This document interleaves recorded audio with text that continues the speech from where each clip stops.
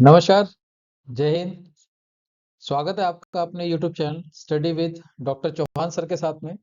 मेरा नाम है डॉक्टर महेश चौहान और आज हम देख रहे हैं class 11th political science CBSE और क्लास 12th एनआईओएस का जो चैप्टर है पॉलिटिकल साइंस का फेडरलिज्म, उस चैप्टर पर हम डिस्कस कर रहे हैं।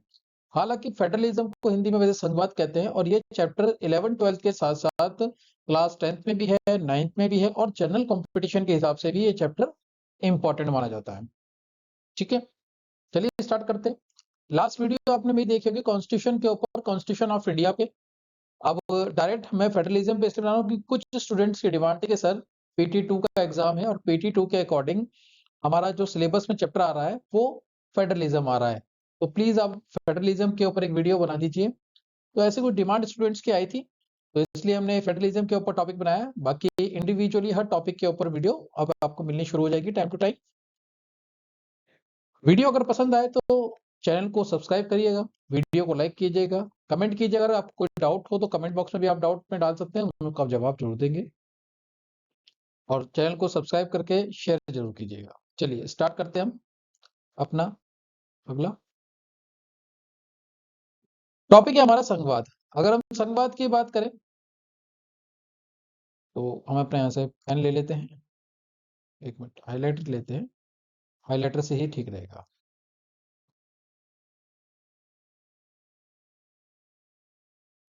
तो संघवाद, संघवाद में अगर बात करें तो चैप्टर इसमें सरकार के दो स्तर बताता ही है। पहला स्तर क्या है हमारा, पूरे देश के लिए सरकार, जो एक सरकार है जो पूरे देश के लिए होती है, जिसे हम सेंट्रल गवर्नमेंट भी कहते हैं, जिसे हम संघ सरकार भी कहते हैं, यूनियन गवर्नमेंट भी बोल देते हैं। ठीक है, वहीं दूसरी सरकार है हमारी राज्य की सरकार, जो कि इंडिविजुअल अलग अलग स्टेट में होती है, ये राज्यों की सरकार बोलते हैं। मेन चीज तो अगर हम बात करें, संघवाद जो बोलता है वो क्या कहता है अभी, अ, अच्छा कंटेंट जो है आपको हिंदी इंग्लिश दोनों में मिलेगा, क्योंकि हमारे पास जो स्टूडेंट है वो हिंदी इंग्लिश दोनों में ही है, तो इसलिए जो कंटेंट है वो दोनों में मिल जाएगा आपको, हिंदी और इंग्लिश दोनों के अंदर मिलेगा। लेकिन समझाने का काम मैं आपको पता है बाइलिंगुअल ही करता हूँ आपको, हिंदी इंग्लिश दोनों में। संघवाद का मतलब होता है शक्तियों का बंटवारा। अब शक्तियों का बंटवारा किस में होता है, शक्तियों का बंटवारा होता है सेंट्रल गवर्नमेंट, यानी कि यूनियन, जैसे हम संघ सरकार कहते हैं, और दूसरी होती है हमारी स्टेट गवर्नमेंट, स्टेट गवर्नमेंट। और ये शक्तियां जो बटी होती हैं वो लिस्टों के आधार पर बटी होती हैं। तो बेसिकली अगर हम फेडरलिज्म की अगर बात करें तो फेडरलिज्म का मतलब होता है सिंपल, हम बात करें शक्तियों का विभाजन। और शक्तियों का विभाजन किसमें, केंद्र और राज्यों में शक्तियों के विभाजन की बात करता है ये, केंद्र और राज्य में शक्ति का विभाजन। अब संघवाद की विशेषता जैसे आपको यहाँ दिख रही होगी, क्या हो रहा है ये संघवाद की विशेषता बोल रहा है क्या, दो या तीन स्तर की सरकार है, दो या तीन स्तर की सरकार में, जैसे कि हम पता ही है हमें, एक मिनट इसको मैं इरेज करता हूं।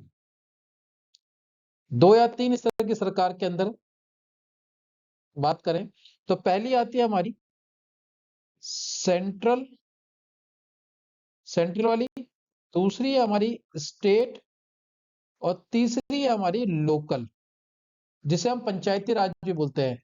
यानी इसे पंचायतों में और म्युनिसिपल में, जिसे हमने शेड्यूल 11 और शेड्यूल 12 में पढ़ा था, पंचायतें शेड्यूल 11 में, और म्युनिसिपल जो है म्युनिसिपल काउंसिल या म्युनिसिपल कॉर्पोरेशन वो शेड्यूल 12 में हमें मिलता है। तो वही बोल रहा है कि सरकार जो है बेसिकली क्या है, दो या तीन स्तर की सरकारें हो सकती हैं, लेकिन जो लोकल गवर्नमेंट की हम बात करते हैं वो कहीं ना कहीं स्टेट गवर्नमेंट के अंडर में आती है। अगला बात करता है, चलिए नेक्स्ट है हमारा सेकंड पॉइंट, क्या बोल रहा है, संविधान द्वारा सरकारों का गठन किया जाता है। ये बात सही है, कॉन्स्टिट्यूशन जब हमने चैप्टर पढ़ा था हमने बताया था कि संविधान के द्वारा ही क्या होती है, सरकारें गठित होती हैं। सरकारें अलग अलग तरह की होती हैं, पहली सेंट्रल गवर्नमेंट जो कि पूरे देश की सरकार है, और दूसरी स्टेट गवर्नमेंट जो कि पर्टिकुलर उस राज्य की सरकार होती है, और हर राज्य में अलग अलग सरकार के मुखिया होते हैं। स्टेट गवर्नमेंट के मुखिया को यानी हेड ऑफ द स्टेट, जो स्टेट के जो गवर्नमेंट के जो हेड है उसे हम चीफ मिनिस्टर या मुख्यमंत्री बोलते हैं। वहीं सेंट्रल गवर्नमेंट के हेड को हम PM यानी प्राइम मिनिस्टर बोलते हैं। ठीक है ना, नेक्स्ट है हमारा, हर स्तर पर न्यायपालिका होती है, बताया था जो आपको लास्ट वीडियो में आपने भी देखा होगा। जुडिशरी जब मैंने आपको बताई थी, तो जुडिशरी के मैंने आपको 3 लेवल बताए थे कि मैं लिख देता हूँ यहाँ पे दोबारा से ताकि आपको अच्छे समझ में आ जाए। मैंने आपको बताया था कि एससी यानी कि सुप्रीम कोर्ट, उसके नीचे अपनी हाई कोर्ट और फिर उसके नीचे अपनी डिस्ट्रिक्ट कोर्ट। 3 लेवल की कोर्ट है, तो 3 स्तर की सरकार न्यायपालिका बताई थी। हाई कोर्ट, हर राज्य के अपना अलग हाई कोर्ट होगा। हो सकता है 2 राज्यों का मिलाकर के एक हाई कोर्ट हो, जैसे हरियाणा और पंजाब की बात एग्जांपल हम ले सकते हैं, उनकी राजधानी चंडीगढ़ एक ही है और हाई कोर्ट भी एक है वहाँ पे। लेकिन हर राज्य के अंदर डिस्ट्रिक्ट कोर्ट अलग-अलग होते हैं। अपील की बात करें तो बेसिकली कोई भी मामला है वो डिस्ट्रिक्ट कोर्ट में जाएगा, डिस्ट्रिक्ट कोर्ट से हाई कोर्ट में अपील होगा, अगर फैसले से खुश नहीं है तो, और हाई कोर्ट से फिर सीधा सुप्रीम कोर्ट में अपील के थ्रू जाएंगे। लेकिन कुछ मामले ऐसे हैं जो हाई कोर्ट और सुप्रीम कोर्ट में डायरेक्ट जाते हैं, जैसे 2 राज्यों के बीच का विवाद और या फंडामेंटल राइट्स मौलिक अधिकार का मामला हो। ठीक है, नेक्स्ट है हमारा वित्तीय स्वायत्ता, यानी कि फाइनेंशियली जो है लिबर्टी मिली है, फाइनेंशियल लिबर्टी स्टेट और उसको दोहरे उद्देश्य होते हैं। बिल्कुल, देश के उद्देश्य जो ऑब्जेक्ट होते हैं वो अलग होते हैं, स्टेट के अलग होते हैं। जैसे एग्जांपल हम दे सकते हैं कि दिल्ली के अंदर अलग गवर्नमेंट है जो कि आम आदमी पार्टी अरविंद केजरीवाल की सरकार है। यूपी की अलग गवर्नमेंट है जहाँ पे मुख्यमंत्री माननीय योगी आदित्यनाथ जी हैं। ऐसी हरियाणा की अलग, पंजाब की अलग और हरियाणा की अलग है। तो सबके जो बेसिक ऑब्जेक्ट्स हैं गवर्नमेंट के अलग अलग होते हैं। जैसे अभी दिल्ली के अंदर जो अरविंद केजरीवाल की सरकार है वो कहीं ना कहीं एजुकेशन सिस्टम पे, हेल्थ पे और फ्री ट्रांसपोर्टेशन पे विश्वास करते हैं, फ्री इलेक्ट्रिसिटी पे वो लेके चल रही है। वहीं जो यूपी की गवर्नमेंट है या हरियाणा की गवर्नमेंट है उनके अलग अलग ऑब्जेक्ट हो सकते हैं सबके। ठीक है, नेक्स्ट है स्वतंत्र न्यायपालिका, इंडिपेंडेंट जुडिशरी। ये बताइए, आप बताया था मैंने लास्ट वीडियो में आपको कि जो न्यायपालिका है वो स्वतंत्र है। क्यों? क्योंकि सबको पता है कि अगर नेता उनकी बात नहीं सुनेंगे, सरकार उनकी बात नहीं सुनेगी, पुलिस उनकी बात नहीं सुनेगी, तो कोर्ट है जो उनकी बात सुनेगा और उनको जस्टिस देगा, उनको न्याय देगा। तो क्यों? क्योंकि कॉन्स्टिट्यूशन के अकॉर्डिंग जो न्यायपालिका है वो स्वतंत्र है हमारी। आगे हम बात करते हैं, भारत एक संघ राज्य है, बिल्कुल ये बात सही है, लेकिन अमेरिका के संघ राज्य की तरह नहीं है, फेडरल नहीं है, बल्कि भारत जो है यूनियन ऑफ स्टेट है। इंडिया क्या है? यहाँ आ जाते हैं, यहाँ लिख देता हूं मैं आपको, यूनियन ऑफ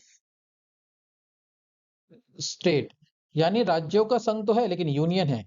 भारत के किसी भी राज्य को भारत से अलग होने का अधिकार प्राप्त नहीं है। तो इसी तरह से भारत जो है राज्यों का संघ है, तो यूनियन ऑफ स्टेट है। तो वहीं हम इसको बात कर सकते हैं कि जो 3 राज्य हैं, 3 सरकार हैं यहाँ पर, 3 तरह की सरकारों में मैंने अभी यहाँ मार्क कर भी दिया था। पहली हमारी केंद्र सरकार जिसे हम सेंट्रल गवर्नमेंट बोलते हैं, दूसरी हमारी है राज्य सरकार, स्टेट गवर्नमेंट, तीसरी हमारी स्थानीय सरकार जिसे हम लोकल गवर्नमेंट कहते हैं। लोकल गवर्नमेंट को भी 2 हिस्सों में बांटा था, पंचायतों में और म्युनिसिपल में। तो वहीं इनकी जो शक्तियां बांटी गई है वो 3 लिस्टों में बांटी गई थी, संघ सूची यूनियन लिस्ट, राज्य सूची स्टेट लिस्ट और समवर्ती सूची कॉन्करेंट लिस्ट। तो संघ सूची में जो आते हैं वो केंद्रीय कानून आते हैं, यानी कि जो जो भी विषय होंगे यूनियन लिस्ट में वो केंद्र से संबंधित होंगे और उस पर जो कानून बनेगा वो पूरे देश में लागू होगा, जैसे कि रक्षा, डिफेंस और ऊर्जा या फिर एनर्जी वाले एग्जाम्पल ले रखे हैं। वहीं राज्य कानून की बात करें तो राज्य, हर स्टेट के पास अपने यूनियन लिस्ट है, तो यूनियन लिस्ट के अकॉर्डिंग हर स्टेट अपने अपने स्टेट में वर्क करता है, काम करता है।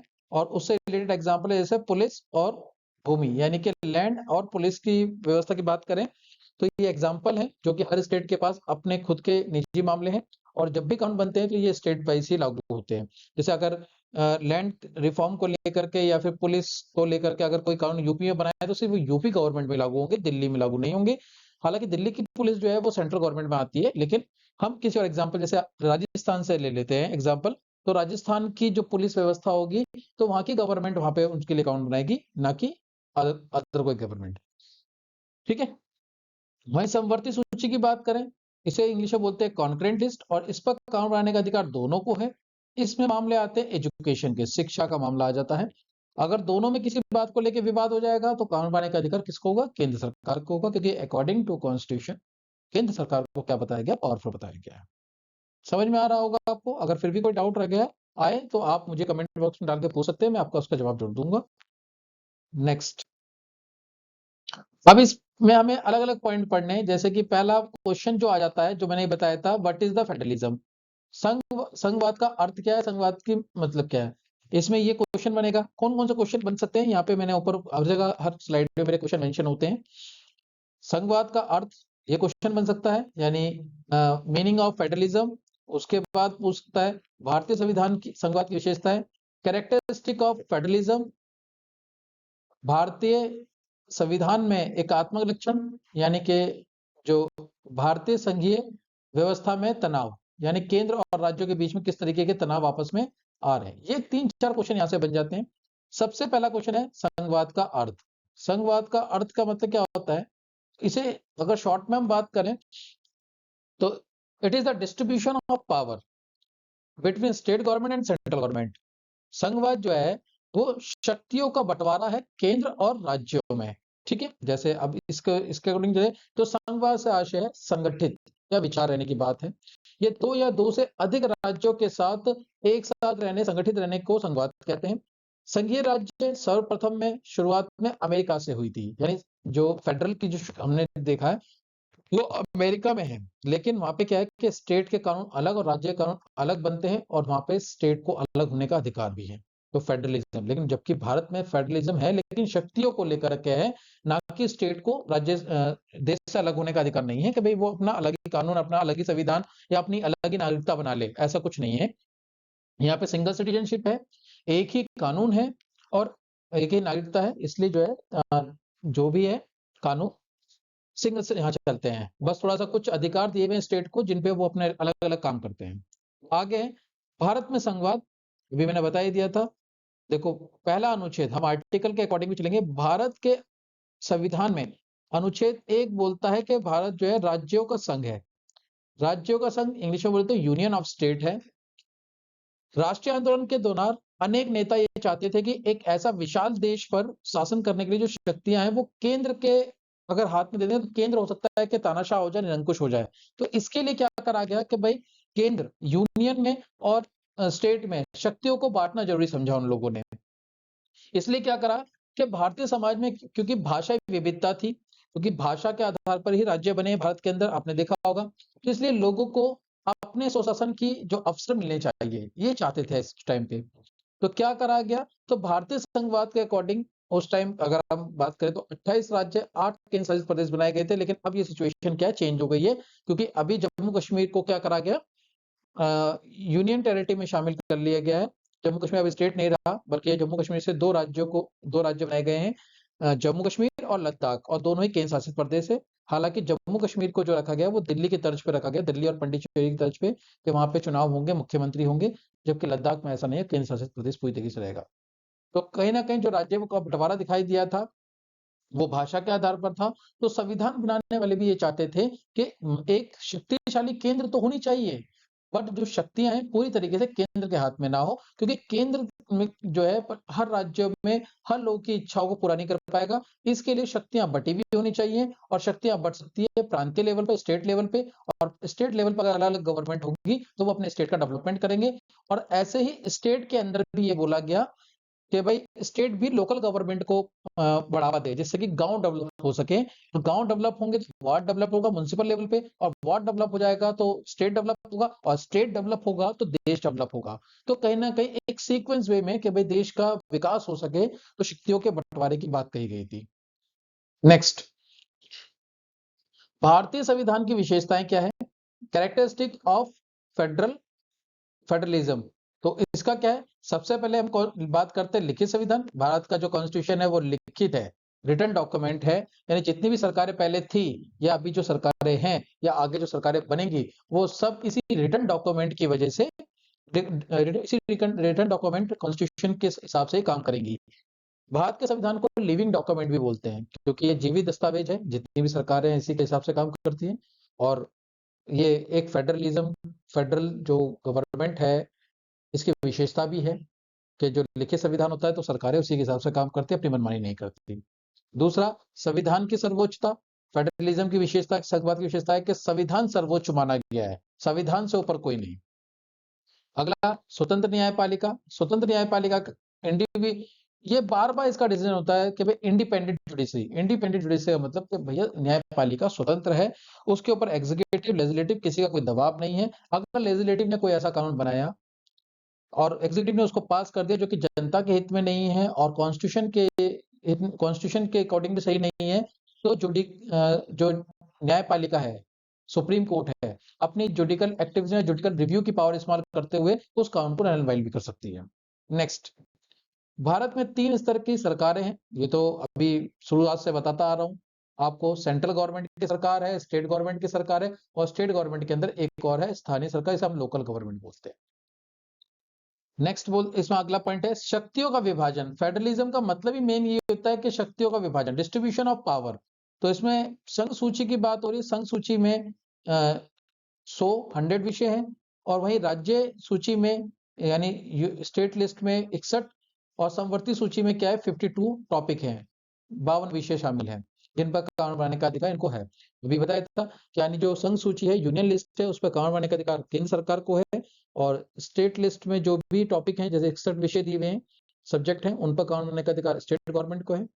कॉन्करेंट लिस्ट, समवर्ती सूची में 52 टॉपिक्स हैं, सब्जेक्ट हैं, उन पर कानून बनाने का अधिकार केंद्र और राज्य दोनों को है। अगर दोनों में कोई डिस्प्यूट हो जाता है तो कानून बनाने का अधिकार केंद्र और राज्य मतलब केंद्र को होगा, क्योंकि जो अकॉर्डिंग टू कॉन्स्टिट्यूशन केंद्र शक्तिशाली बनाया केंद्र को।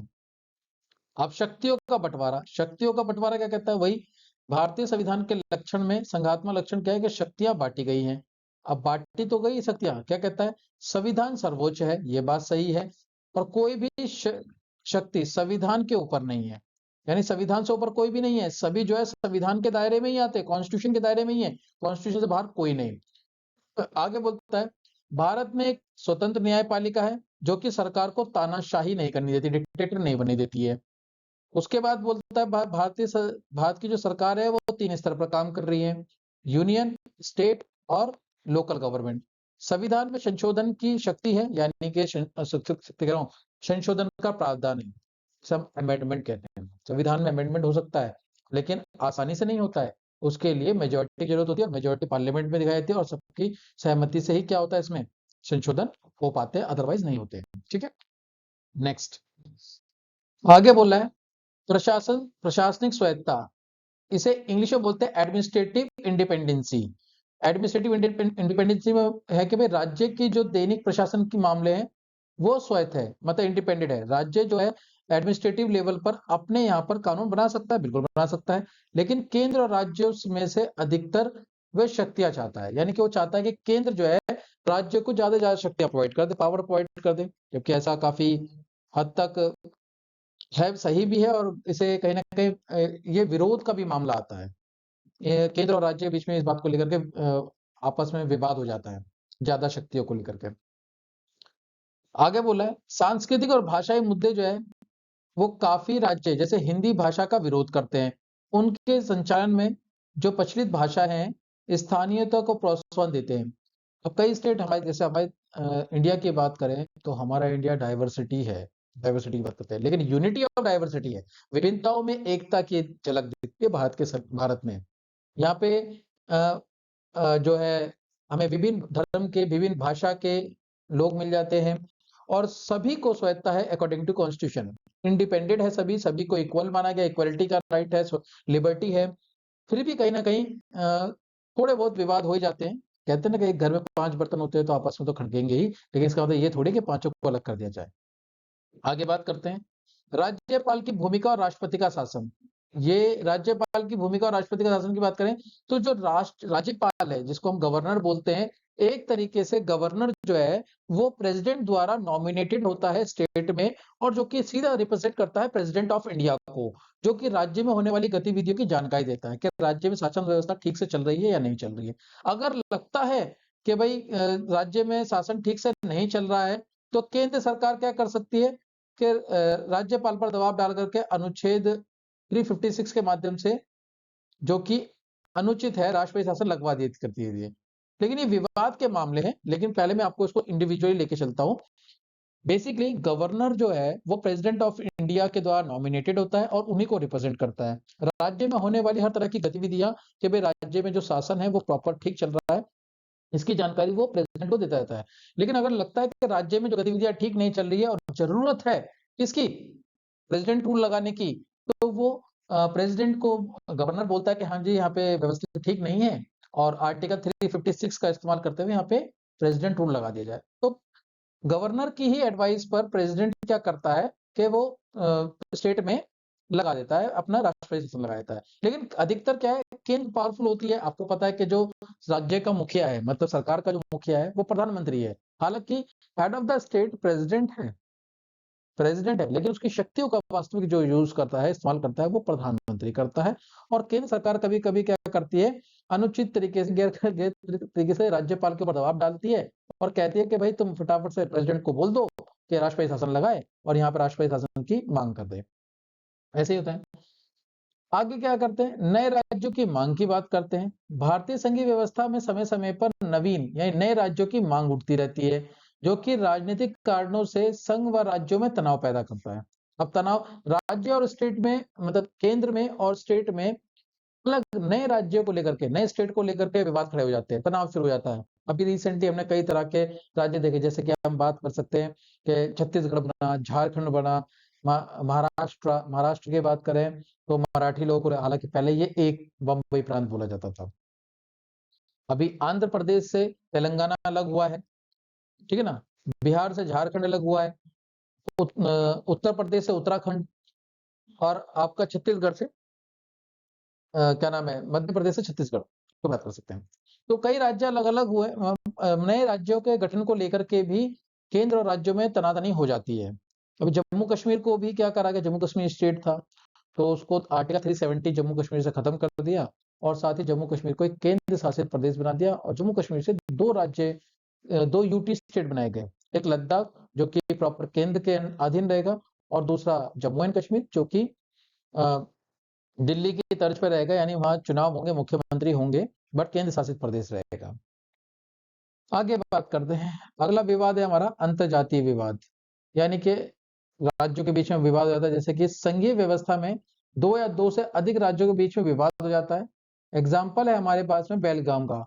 बेलगाम को लेकर के कर्नाटक और महाराष्ट्र दोनों में विवाद है। ये विवाद है सीमा विवाद को लेकर के।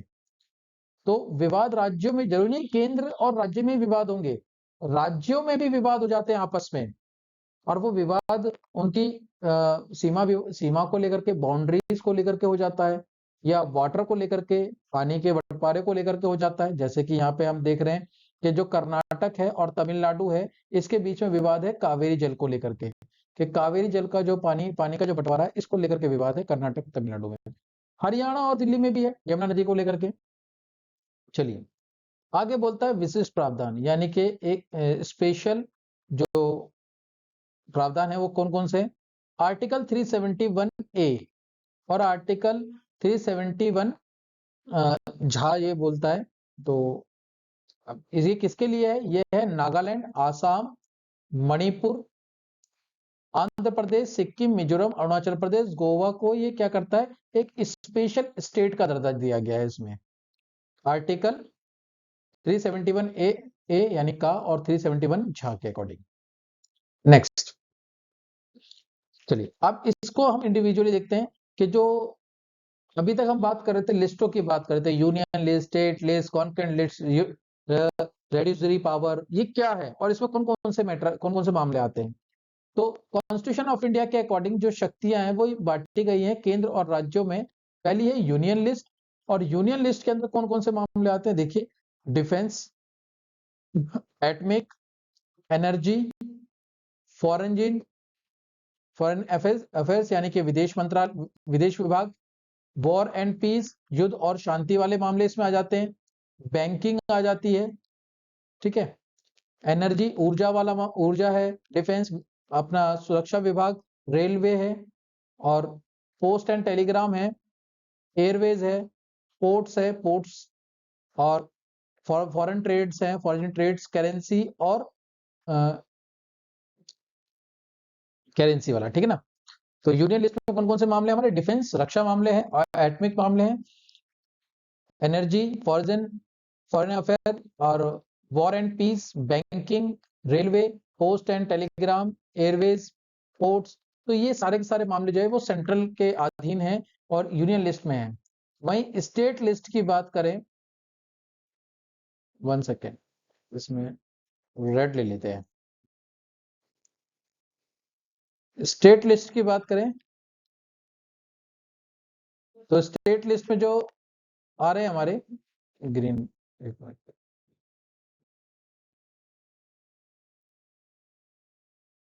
ले रखता है। तो स्टेट लिस्ट में एग्रीकल्चर,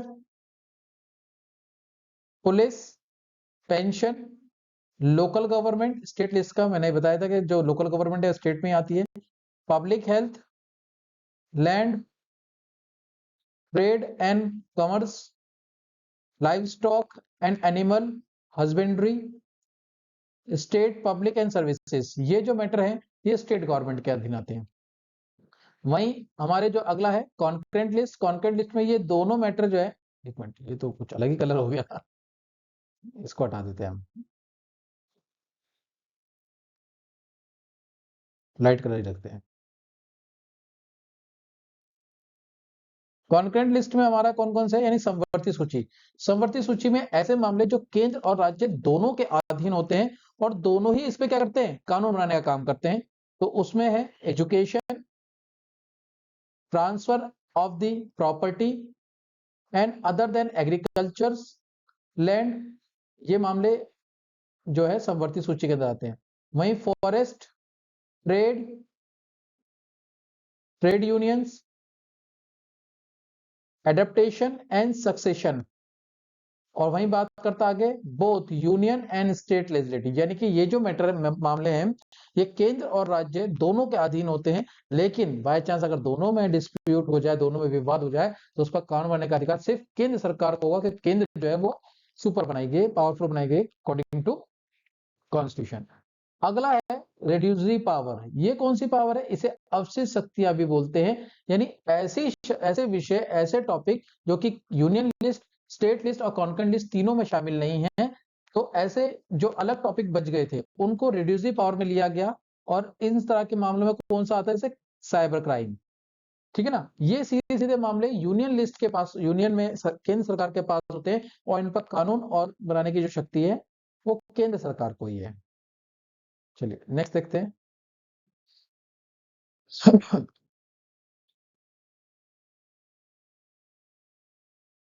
आगे बोल रहा है भारत में किस प्रकार की नागरिकता प्रदान की जाती है। अब आपको बताया था भारत में क्या है, एकल नागरिकता है, दो ही नागरिकता नहीं है। अमेरिका में है दो ही नागरिकता, तो एकल नागरिकता कहाँ है, भारत में है, यानी सिंगल सिटीजनशिप। केंद्र राज्य संबंधों की समीक्षा के लिए किस आयोग को क्यों नियुक्ति की गई थी, ठीक है ना। 1 सेकेंड, एक मिनट में पानी पी लूं आपको।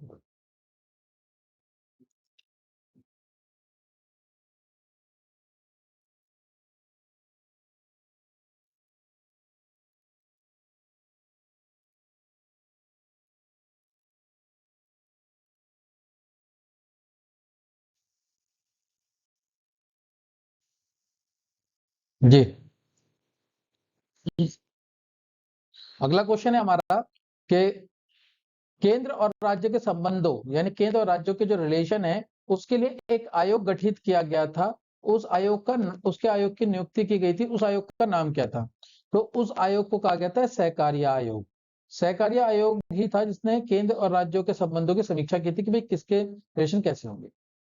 राज्य विधानसभा को भंग करने की शक्ति किसके पास है। तो राज्य की बात आ रही है, मैंने बताया था लोकसभा को भंग कर सकते हैं। लोकसभा को भंग कौन करता है भाई, राष्ट्रपति, जाहिर सी बात है, कौन भंग करेगा, राष्ट्रपति करेगा। तो राष्ट्रपति का है, सेंट्रल में है। तो अगर राज्य विधानसभा को भंग करना होगा तो राज्य में कौन है, स्टेट में कौन है, स्टेट में होते हैं राज्यपाल यानी कि गवर्नर। तो गवर्नर भंग करेंगे राज्य विधानसभा को। ठीक है बेटा, समझ में आ गया होगा आपको। अगला है अंतर्राज्यीय विवादों को सुलझाने की शक्ति किसके पास है। तो अंतरराज्य यानी कि दो राज्यों के बीच का जो विवाद है, मैं बार बार समझाता आ रहा था आपको कि जो इंडिपेंडेंट जुडिशरी का मतलब था कि ऐसे मामले जो डायरेक्ट सुप्रीम कोर्ट में जाते हैं वो कौन से होते हैं, स्टेट वर्सेस स्टेट, यानी दो राज्यों का मामला, केंद्र और राज्यों का मामला, यानी स्टेट वर्सेस जो आपका केंद्र है उसके बीच में, राज्य वर्सेस केंद्र। तो ये मामले कहाँ जाते हैं, सीधे सुप्रीम कोर्ट में जाते हैं। यानी कि राज्यों के बीच का अगर विवाद है उसे सुलझाना है तो वो कौन सुलझाएगा? ये सुप्रीम कोर्ट सुलझाएगा। ठीक है, ये कुछ मल्टीपल चॉइस क्वेश्चन थे, हमने इसको किया। मैं समझता हूँ कि आपको अभी तक तो ये चैप्टर बहुत अच्छे समझ में आ गया। बहुत इजी चैप्टर है, बहुत अच्छा चैप्टर है। और फिर भी अगर कोई डाउट हो तो आप मेरे से पूछ सकते हैं, कमेंट बॉक्स में अपना डाउट पूछ लीजिएगा। जरूरत पड़ेगी एक आध वीडियो और बनाने की तो इस टॉपिक पे एक आध वीडियो और बना देंगे। हालांकि 3-4 नंबर का टॉपिक यहाँ से आता है, ज्यादा का नहीं आता है। और अच्छा टॉपिक है, बहुत अच्छे समझने लायक है। बेसिकली तो यही है कि भाई जो फेडरलिज्म का मतलब क्या होता है, वो होता है डिस्ट्रीब्यूशन ऑफ पावर। तो शक्तियों के बंटवारे की बात करता है। ये हमारा टॉपिक यहीं तक था। Thank you so much. अगर वीडियो पसंद आई हो तो लाइक कीजिएगा, कमेंट कीजिएगा और अपने दोस्तों के साथ शेयर कीजिएगा। और जिसने चैनल अभी तक सब्सक्राइब नहीं किया है वो चैनल को सब्सक्राइब कर लीजिए। अब आपको लगातार इस तरह की वीडियो मिलती रहेगी। आप लोग जुड़े हुए थे study with doctor Chauhan sir के साथ में। मिलते हैं अगली वीडियो में। जय हिंद, जय भारत, नमस्कार।